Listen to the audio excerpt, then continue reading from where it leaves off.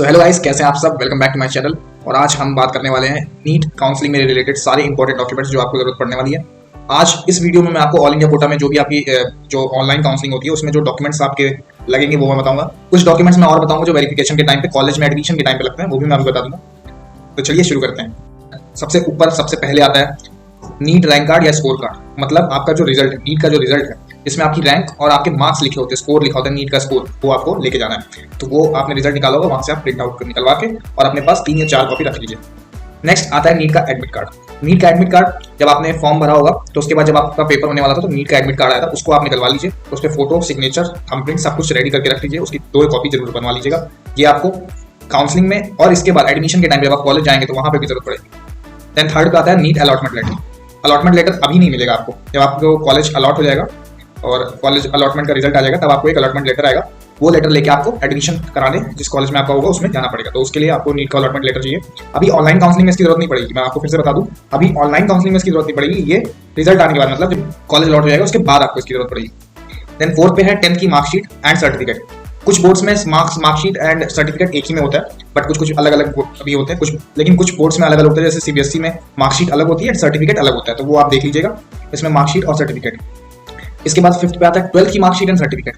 12th की marksheet में भी यही है, कुछ बोर्ड्स में अलग अलग होता है, जैसे सर्टिफिकेट और मार्कशीट एक ही में बना देते हैं वो लोग, और कुछ में अलग होता है। तो अगर आप यूपी बोर्ड और सीबीएसई बोर्ड से तो आपको पता होगा कि आपके पास कैसा है, तो वो चल जाएगा, उसमें कोई दिक्कत नहीं आएगी। आप मार्कशीट और सर्टिफिकेट लेके उसकी फोटो कॉपी करा लीजिए, 3 दिन सेट बना लीजिएगा और आराम से उसको लेके जा सकते हैं। फिलहाल अभी जो नीट की ऑल इंडिया काउंसलिंग होगी उसमें तो सब ऑनलाइन होना है, तो उसमें ऑनलाइन आप अपलोड कर दीजिएगा, कोई दिक्कत नहीं होगी। इसके बाद आता है आइडेंटिफिकेशन कार्ड, मतलब प्रूफ ऑफ आइडेंटिटी। आप इंडियन सिटीजन हैं या किस स्टेट के हैं, या आपको कैसे पता चलेगा? एक आइडेंटिटी कार्ड से पता चलेगा। उसमें आप कुछ भी यूज कर सकते हैं, Aadhaar card, driving licence, PAN card, passport. But अगर मेरी मानिए तो मैं सबसे ज्यादा यही प्रीफर करूंगा कि आप अपना आधार कार्ड लेके जाइएगा और आधार कार्ड की फोटोकॉपी भी करा के रख लीजिए 5-6, क्योंकि आपको काउंसलिंग में और फिर वेरिफिकेशन एट द कॉलेज में भी जरूरत पड़ेगी। नेक्स्ट आता है कास्ट सर्टिफिकेट। कास्ट सर्टिफिकेट अगर आप ओबीसी कैटेगरी के हैं, एससी के हैं या एसटी के हैं तो आप कास्ट सर्टिफिकेट जरूर बनवा लीजिएगा। और जितना ज्यादा ये नया हो उतना ज्यादा अच्छा रहेगा। 6 महीने से ज्यादा पुराना ना हो, क्योंकि कुछ स्टेट्स का ऐसा मैंने देखा है कि वो लोग मानते नहीं है, बोलते हैं कि 6 महीने पुराना है, उससे ज्यादा पुराना है तो हम नहीं मानेंगे, नया बनवा के लो। तो ये आप देख लीजिएगा अपने अपने स्टेट्स के हिसाब से, और ज्यादा पुराना ना हो तो ज्यादा सही रहेगा। तो ये होगी कास्ट सर्टिफिकेट की बात। ईडब्ल्यूएस सर्टिफिकेट जिसका है, ईडब्ल्यूएस जिसने अपना कैटेगरी में डाला है, वो उनके लिए भी है कि ईडब्ल्यूएस कैटेगरी में अपना सर्टिफिकेट जरूर बनवा लें। इनकम सर्टिफिकेट भी बनवा लीजिएगा, आपको ईडब्ल्यूएस वालों के लिए मैं बोल रहा हूँ। नेक्स्ट आता है बर्थ सर्टिफिकेट। बर्थ सर्टिफिकेट उसको जरूरत पड़ेगी जिसके 10th की मार्कशीट पे जो डेट है, डेट ऑफ बर्थ है, वो अलग है। अगर वो अलग है तभी आपको बर्थ सर्टिफिकेट अलग से बनवाना पड़ेगा, वरना आपका 10th की मार्कशीट आपकी आराम से चल जाएगी, कोई दिक्कत नहीं होगी। 10th की मार्कशीट जो है वो बर्थ सर्टिफिकेट ही होता है। तो बर्थ सर्टिफिकेट हो गया। देन इसके बाद आता है आपका ट्रांसफर सर्टिफिकेट, जिसको टीसी बोलते हैं। ट्रांसफर सर्टिफिकेट आपने जहाँ से स्कूलिंग की होगी वहाँ से आपको मिल जाएगा। अगर आपने निकलवा लिया तो बहुत अच्छी बात है, अगर नहीं निकलवाया तो आप जाके उस स्कूल को ऐसे इन्फॉर्म करेंगे अगर हमें टीसी चाहिए, और कुछ जो फीस देनी होती है टीसी के लिए वो आप देंगे और आपकी टीसी आपको मिल जाएगी। टीसी के बाद, टीसी के साथ ही आपको स्कूल वाले कैरेक्टर सर्टिफिकेट भी देंगे।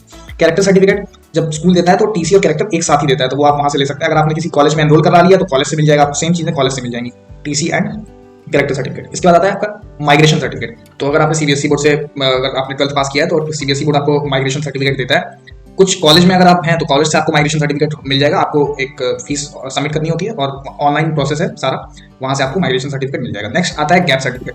गैप सर्टिफिकेट को लेकर बहुत लोगों का एक कंफ्यूजन बना हुआ है। गैप सर्टिफिकेट क्या होता है कि अगर आपने 12th 2021 में किया है, पास किया है, 2021 में आपने पास किया है और आपने नीट 2022 में आपने दिया और यहाँ आप 22 में कॉलेज ले जा रहे हो, तो 21 से 22 जो 1 साल का गैप है उसके लिए एक एफिडेविट बनता है। एफिडेविट आप कहीं कोर्ट से बनवा सकते हो, कचहरी से, कहीं से भी बनवा सकते हो। इसमें जब आप काउंसलिंग में जाएंगे तब आपको जरूरत पड़ेगी। इसमें अलग अलग कॉलेज का अलग अलग परफॉर्मा होता है, उसमें आपको वो दे देंगे फॉर्मेट, उसी को आपको उसमें एफिडेविट में बनवाना होगा। ये 10 रुपये के स्टैम्प पेपर पे बनता है, तो आप किसी भी लॉयर से बोलेंगे वो आराम से बना देगा, बहुत आसान होता है, कोई इसमें डरने वाली बात नहीं है। तो आराम से आपको एक गैप सर्टिफिकेट बन जाएगा। इसके बाद आता है रजिस्ट्रेशन स्लिप। तो अभी जब आप काउंसलिंग में रजिस्ट्रेशन कराएंगे अपना ऑल इंडिया कोटा में, सेम अलग स्टेट के भी हैं, स्टेट में भी कराएंगे तब भी, तो जब आप ऑल इंडिया कोटा में रजिस्ट्रेशन कराते हैं तो आपको एक रजिस्ट्रेशन फॉर्म या एक पेज मिलता है जिसमें आपको सारी डिटेल्स लिखी होती है, उसको रजिस्ट्रेशन स्लिप बोलते हैं। उस स्लिप का आप प्रिंट आउट जरूर निकलवा लीजिएगा, क्योंकि उसकी जरूरत बहुत ज्यादा पड़ने वाली है, वो लेके जाना पड़ता है। तो उसमें क्योंकि उसमें और भी वो लोग कुछ देखते हैं, चेक करते हैं, तो वो आप निकलवा के लीजिए, वो ले जाइए। इसके बाद आता है डोमिसाइल सर्टिफिकेट। डोमिसाइल सर्टिफिकेट आपको पता ही होगा, निवास प्रमाण पत्र, मतलब आप कहाँ पे रहने वाले हैं, कहाँ के रहने वाले हैं। अगर आप यूपी के हैं, मैं आपको बताऊँ, यूपी के अगर आप हैं तो आपको यूपी काउंसलिंग में डोमिसाइल की जरूरत नहीं पड़ेगी। तब नहीं पड़ेगी जब आपने 10th और 12th उत्तर प्रदेश से किया। अगर आपने 10th और 12th बाहर किसी स्टेट से किया है और आप यूपी के हैं तो आपको ये आके बताना पड़ेगा कि मैं यूपी का हूँ, उसके लिए डोमिसाइल सर्टिफिकेट लगेगा। तो डोमिसाइल सर्टिफिकेट भी बनवा लें, और मैं तो कहता हूँ जल्द से जल्द बनवा लें, क्योंकि 15 दिन लगते हैं। 15 दिन आपका ये डोमिसाइल सर्टिफिकेट बनने में लगेगा। और जो कि काउंसलिंग डेट्स आ चुकी हैं, तो आप जल्द से जल्द ये सारे डॉक्यूमेंट्स बनवा लीजिए। और कुछ ऐसे डॉक्यूमेंट्स हैं जो at the time of admission लगते हैं, मतलब अलग अलग स्टेट्स का अलग अलग होता है। जैसे यूपी का अगर मैं आपको बता दूंगा, आगे यूपी की काउंसलिंग शुरू होगी तो मैं बता दूंगा कौन कौन से डॉक्यूमेंट्स वेरिफिकेशन में लगेंगे और कौन कौन से डॉक्यूमेंट्स आपके एडमिशन के टाइम पे लगेंगे। यूपी में एडमिशन के टाइम पे कुछ एफिडेविट्स और होते हैं, 3-4 एफिडेविट्स और हैं, वो उनके बारे में भी मैं सारी डिटेल्स आपको दे दूंगा, कोई घबराने वाली बात नहीं है। तो ऐसे ही बने रहिए हमारे चैनल पे, सारी अपडेट्स मैं देता रहता हूँ इसी चैनल पे। काउंसलिंग से रिलेटेड कुछ भी पूछना हो कमेंट बॉक्स में लिख दीजिए, व्हाट्सएप ग्रुप ज्वाइन कर लीजिए, टेलीग्राम ग्रुप है, वहाँ से आप सारी इन्फॉर्मेशन ले सकते हैं। इंस्टाग्राम पे आप फॉलो कर सकते हैं, वहाँ पे भी मैं वीडियो बनाने से पहले वहाँ अपडेट दे देता हूँ, तो वहाँ से आप डायरेक्टली देख सकते हैं। और कोई इन्फॉर्मेशन चाहिए हो तो आप नॉर्मल कमेंट कर दीजिए, मैं आपको उसका आंसर दूंगा। बाकी काउंसलिंग से रिलेटेड सारी वीडियोस धीरे धीरे आती रहेंगी, तो आप बने रहिए हमारे चैनल को सब्सक्राइब कर लीजिए। और आशा करता हूँ आपको ये वीडियो पसंद आई हो। Thank you.